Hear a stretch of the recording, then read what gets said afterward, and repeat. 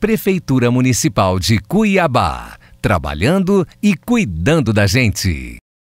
Olá, estudantes! A nossa aula de matemática é voltada para o 5º ano. O nosso tema, uma continuidade da aula anterior, relação de igualdade entre dois membros, só que agora acrescentando as operações de multiplicação e divisão.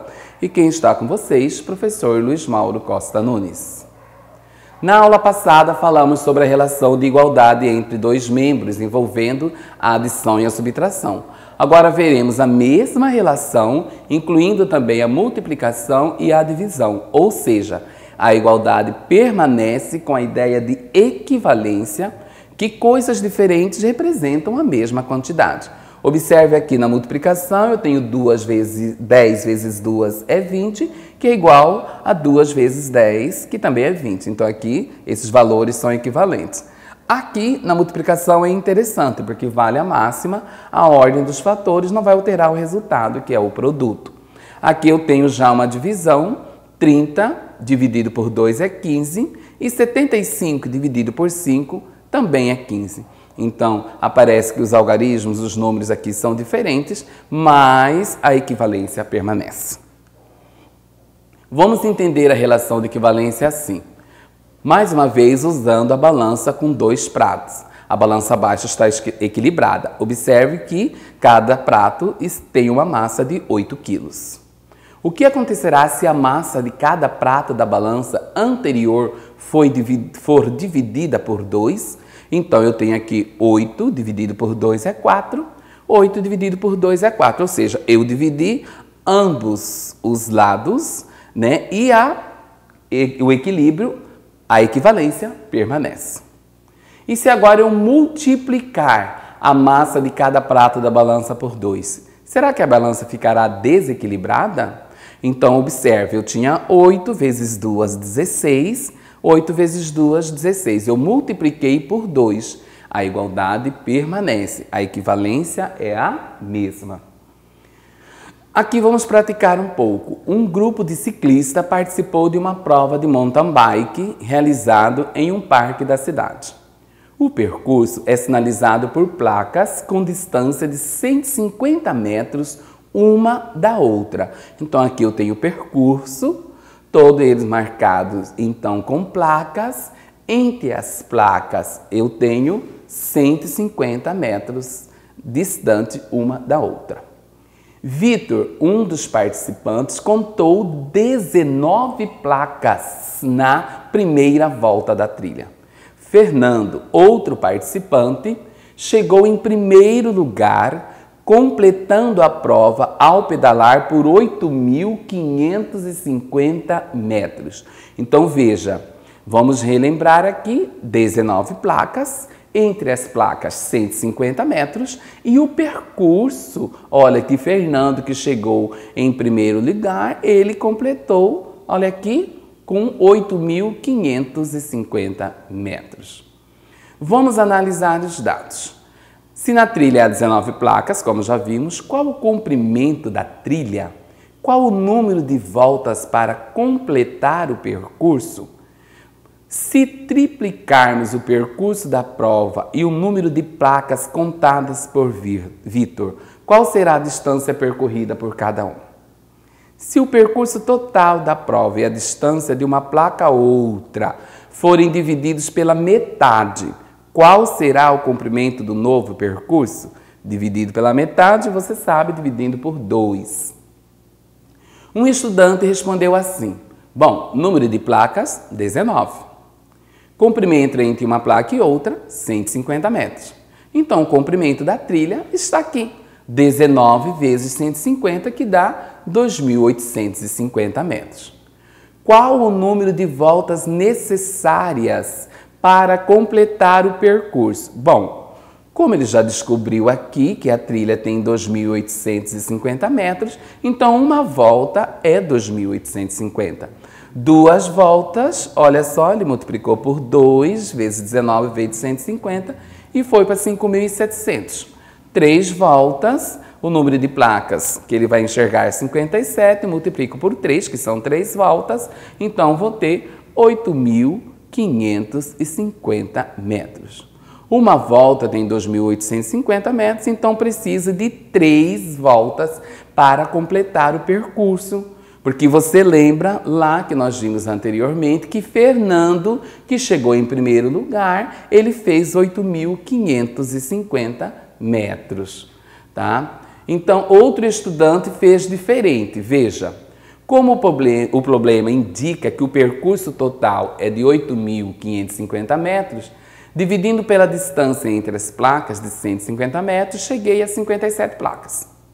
Se cada volta tem 19 placas, então dividi 57 placas por 19 e obtive 3, que são as 3 voltas completas. O registro dele ficou assim: 8.550 dividido por 150, né? Depois dividido por 19. Então, este 8.550 dividido por 150 deu 57, que ele dividiu por 19, que eram 19 placas. E descobriu, então, o número de voltas 3. Outra coisa que esse estudante notou, interessante, tá? É que também funciona multiplicar 19 por 150, que dá 2.850. E depois dividir 8.550 por 2.850, chegando em 3 voltas. Ou seja, há várias possibilidades de você fazer, contanto que seja lógico. Se triplicarmos o percurso da prova e o número de placas contadas por Vitor durante o percurso, qual será o percurso total de cada um? Bom, observa aqui, eu vou triplicar, né? 3 vezes 2.850 dá 8.850. Então, eu vou triplicar, né? Vou multiplicar por 3. 3 vezes 19 vezes 150 e vai dar o mesmo valor. Então, você observa aqui que eu tripliquei o percurso da prova e o número de placas e vai encontrar o mesmo percurso. Logo, temos que 3, 2.850 e 3 vezes 19 vezes 150 é igual a 8.850. Você observa, então, que o equilíbrio permanece, a equivalência é real. E se o percurso da prova e a distância de uma placa a outra forem divididos pela metade, ou seja, por 2, qual será o comprimento do novo percurso? Então, olha só, divido por 2, né, a distância de uma placa a outra, né, e também o percurso, que deu 1.425, depois 19 vezes 150, também dividido por 2. Veja que são 19 placas, entre as placas a distância de 150, então eu teria o percurso total que eu divido por 2, 1.425. Então você observa que a igualdade continua. Olha só, dividindo por 2 um lado e dividindo por 2 outro lado. A equivalência entre as igualdades é a mesma. Então a sentença aqui é verdadeira. Agora é com você. Em uma balança, há certos objetos e alguns deles estão identificados.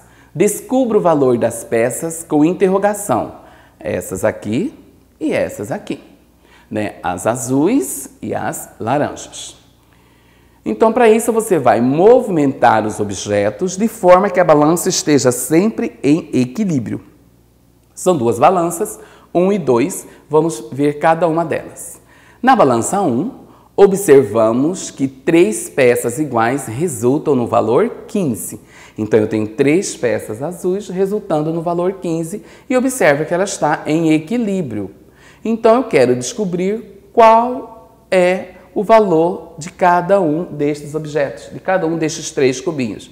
Então, logo dividimos por 3 os 2 lados da igualdade e temos que um cubinho azul é o mesmo que você descobre. Tá ok? Na balança 2, temos uma situação diferente, pois a mesma peça, a verde, o cubinho verde, aparece dos 2 lados, a peça com o valor 7. Podemos retirá-la de ambos os lados sem prejudicar o equilíbrio da balança.